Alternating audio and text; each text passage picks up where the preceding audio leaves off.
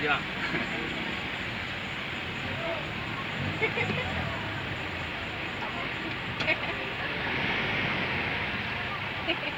Suasana banjir seputaran Lami, Kecamatan Taduraya, Nagan Raya. Bah. Ini yang lu.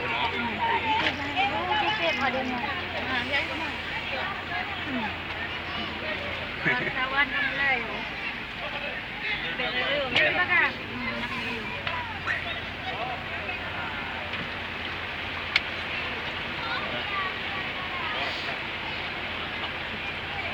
Nanti keras bos.